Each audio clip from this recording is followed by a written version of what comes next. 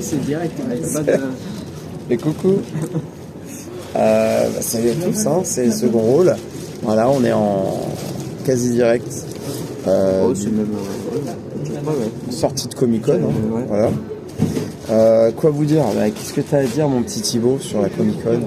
Bah écoute, plutôt moins peuplé que ce que sur quoi je m'attendais, plus aéré. Ouais, c'est le RERB, ça, je sais pas du tout si tu m'entends. On est vraiment en direct là, hein, vraiment. Donc en fait, on est tranquille, on a le temps, on peut vous faire 20 minutes de vidéo, il n'y aura toujours pas de RER qui passe et qui s'arrête pour nous. On s'est fait avoir de fou malade.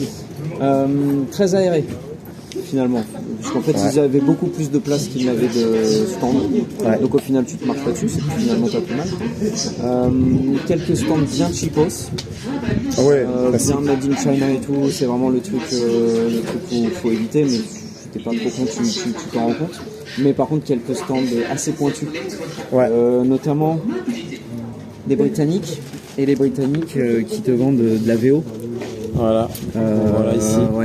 Qui te vendent de la VO. Et pas cher. Et qui te la vendent des prix honnêtes. Alors par contre, non, attends, il y a un truc qu'ils te disent pas. C'est en livres. Le 4, c'est livre, c'est pas des euros. Et après, ils te disent, ça fait le bon 4 euros. Oui, tu dis non, tu sais, la livre est plus forte que l'euro. Bon, oui, après c'est léger, mais ça va encore.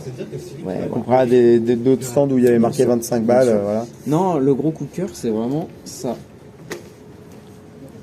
Petite maison d'édition pointue. Alors là, pour le coup, très pointue. Delirium. Et les gars, ils sont vraiment, en plus d'être très gentils et de connaître leur taf, ils vont aller chercher des trucs, ils vont vraiment taffer, quoi.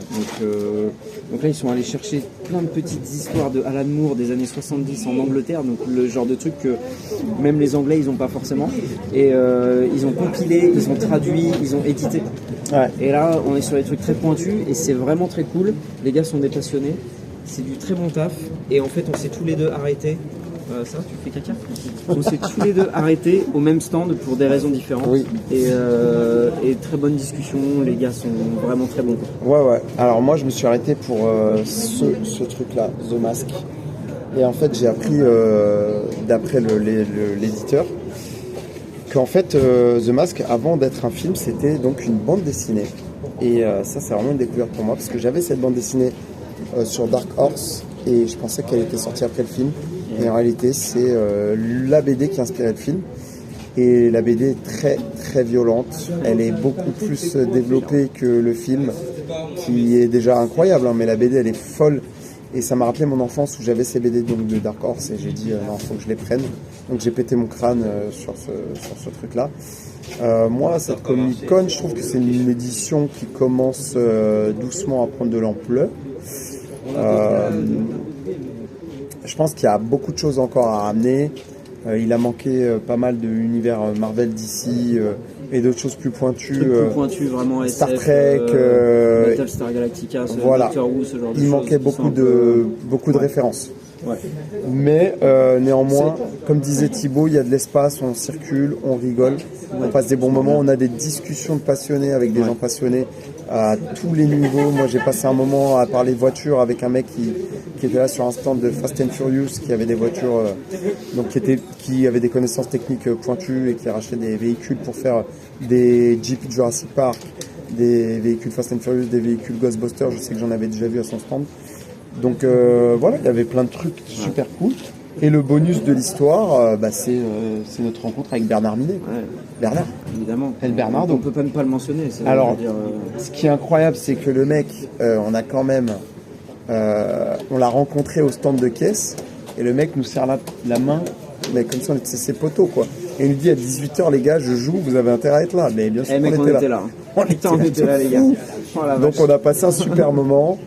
Voilà, c'est des endroits safe où on kiffe ensemble et où vraiment les gens sont détendus et peuvent se lâcher. Donc c'est vraiment à recommander, comme les Paris Manga, comme les Japan Expo.